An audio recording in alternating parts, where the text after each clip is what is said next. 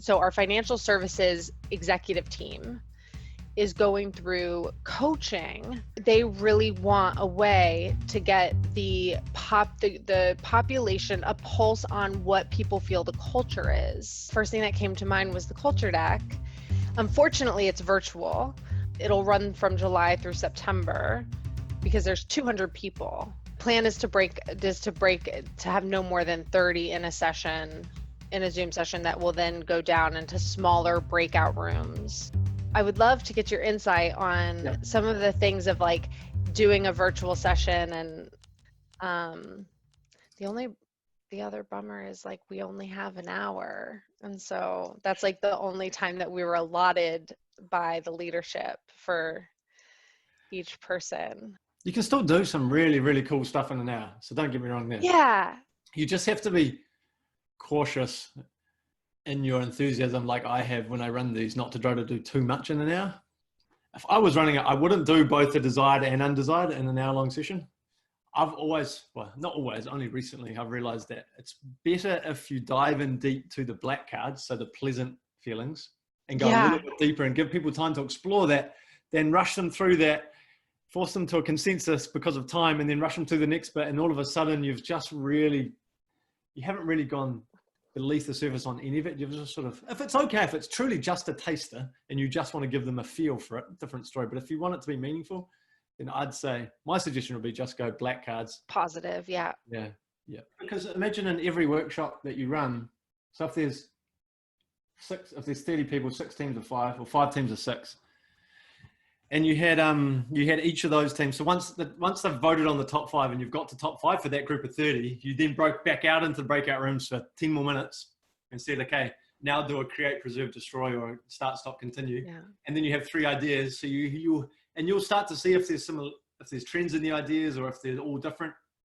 I love that. And so then it's even more focused. Yeah. To say we don't have start, stop, continue like all over the place. Yeah. For different words. It's sort of like, to feel this is what we need. Like create a really simple type form. And when people are going through the sessions or afterwards, after they write this down, get them to fill out the type form. So then you've got a record of what individuals lists are. But then also a really important step would you or somebody encouraging the leader of those people to then in their next one-to-one to get them to bring that piece of paper with their top 5 on it. And go, tell me a little bit about your top 5 that you picked. So the first interaction with the leader after the session is a conversation about what they've done in this session. That is going to reinforce symbolically, emotionally, but also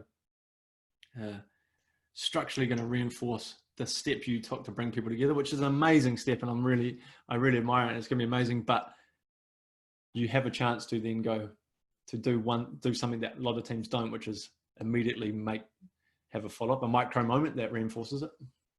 It's the most micro moment that will have a really big impact, because if their next interaction with the leader of some description is, hey, tell me about the 5 feelings you picked. Yeah. That shows curiosity, it shows care, it shows interest. What I love about that too, is you've created such an easy way to have a conversation starter to just have that micro moment conversation.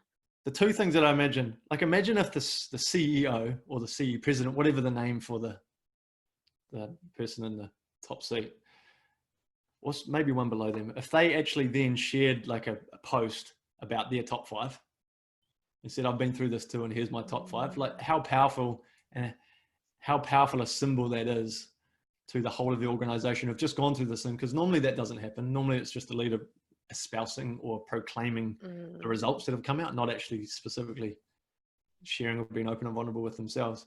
And then all of a sudden your next interaction with your leader is, hey, tell me about your top 5. And you're like, wow, okay, I've seen the CEO do it, so it must be okay. I've been through it and it was either shit, excuse my language, or I loved it. And either way, the question, tell me about your top 5, is going to create and stimulate and reinforce what you've done. Those 3 things working together in unison will be really, really powerful, and it doesn't happen a lot. Good stuff. Thank you so much for your time. It was so valuable. I'm so excited. I think that, I don't know, I have faith. I'm going to do the micro moments. I'm going to talk to leadership. We're going to get them on board to share their top 5.